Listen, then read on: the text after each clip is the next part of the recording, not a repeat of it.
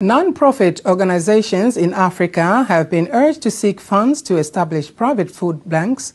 The call has been made by a delegation of African journalists who are in the United States attending the international reporting tour. My colleague Rehema Sebabili got a chance to visit the Mid-South Food Bank in Memphis, Tennessee, and has prepared the following report.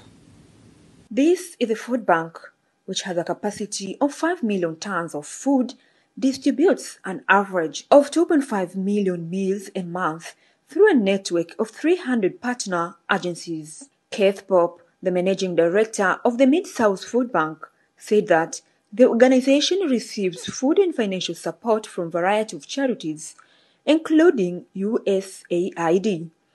She added that the food bank is able to help disabled families and families with insufficient income, especially during times of economic hardship. We have worked probably the last year and a half through some additional funding from USDA and some other federal partners to learn about our farmers in our service area. What are they growing?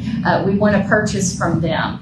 And so that's been very, very helpful because we're able to support our farmers, which is super important, and get that food into that local community. It might have been grown, right down the street. So we're really trying to stay local. To the American community, this means a lot. Between COVID, for us here, gas prices have gone up. Our food prices in our grocery stores have gone up. So inflation, if you will, is what we are experiencing on this end on this part of the country. So part of that is maybe I had enough money to pay my rent, but I didn't have enough money to get groceries. So this means we're able at least to supplement that until maybe the next paycheck. For those whose lives and livelihood have been depending on food ratios from the facility, attribute their survival to the program, especially during the need for periods of economic recession in both U.S. and world at large. This food bank has been a lifeline for me and my family.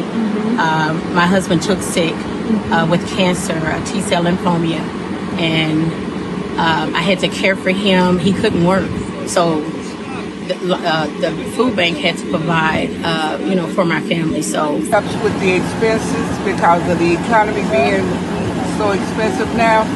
So it helps offset.